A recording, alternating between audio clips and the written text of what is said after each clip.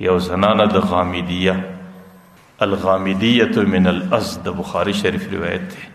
د ازد قبیله غامدیه زنانه د هغه رازغلي، ای د الله رسوله زه هلاک کسوم، زه هلاک کسوم. پیغمبر علیه الصلاة والسلام ورته څنګه هلاک کسوې؟ ای د الله رسوله زما سه زنا وسو، ما صفاک.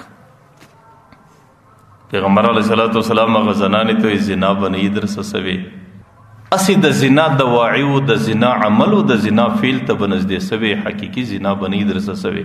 د پیغمبر علیه الصلاة والسلام زړه دا غواړي چې دا د حد و د دې ترتیبه څخه خلاص شي. هغه زنانه څه ورته وایي؟ ای د الله رسوله اتريد ان ترددني کما رددت ماعز؟ ای د الله رسوله ته ما بار بار پر شا کوې لکه بله ورځ چې د ماعز زناکاره رالی هغې دې پر شا کوی پر شا کوی. ورته ای د الله رسوله زه به څنګه انکار وکړم؟ زما په نس کې دغه زنا بچي وجود لري، نو زه به د دې څه څنګه انکار وکړم؟ ما دغه زنا څه بچی په نس کې پیدا کړی دی، نو زه زناکاره یم، پر ما باندې د ډبرو د سنګسار حد جاری کړ. پیغمبر علیه الصلاة والسلام هغه زنانې ته وایي زنانې چې کله ستا په نس کې بچی دی نو دې وخت کې پر تا باندې حد نه جاری کیږي، ته ولاړه سه چې نه میاشتې بعد تا وضع د حمل وکړه، هغه بچی دی د نسه څه پیدا سو، د هغې څه وروسته بیا در ما پورې راس. هغه زنانه انصاري صحابي ته په لاس ورکړه، هغې کفالت پر خپله غاړه واخیستی چې نه میاشتې به دا زنانه زما په کور کې زه به یې کفالت و خدمت کوم. نه میاشتې بعد چې کله د هغه زنانې بچی پیدا سو، نو نه میاشتې بعد هغه بچی په لاس کې زنانې راخستی دی. پیغمبر علیه السلام ته کښېښو، ای د الله رسول خپل امانت سنبال کړئ، بس پر ما باندې حد جاری کړي، ما په ډبرو باندې سنګسار کړي. پیغمبر علیه الصلاة والسلام ورته چې کله پر تا باندې موږ حد جاری کړو، د دې څه وروسته د دې بچي کفالت و حفاظت و ساتنه دا به څوک کوي؟ ورته یې ورسه 2.5 کاله دې بچي ته تی ورکړه چې کله بچی د تی سپري سو بیا ماله راس.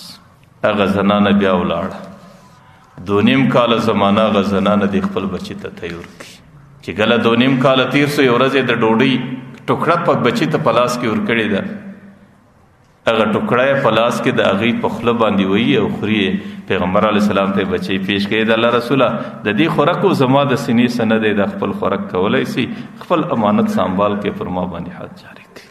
پیغمبر علیه الصلاة والسلام هغه بچی انصاري صحابي ته په لاس ورکړي، د هغې زنانې دپاره در دې ځګره پورې کنده وکیندل سوله، او چې کله زنانه په کنده کې ښخه سوله پر هغې باندې کاڼې و ډبرې شروع سوې. حضرت خالد ابن ولید چې په یو کاڼي باندې وویشتله، د هغې د سر د وینو داره د خالد ابن ولید پر کپړو وموښته، او خالد ابن ولید د هغې زنانې متعلق یو څه سخته جمله استعمال کړه. پیغمبر علیه الصلاة والسلام ته چې حال رالی، پیغمبر علیه الصلاة والسلام ورته خالده تیزه خبره به نه کوې، زما د په رب د کعبې قسم چې هغه زنانې داسې توبه وکړله چې د هغې په توبه کې ټوله مدینه ورسره ظاهر شي. نو ما درته ویل د پیغمبر علیه الصلاة والسلام عظیم صفت هغه دا و چې پر امت باندې پرده اچول.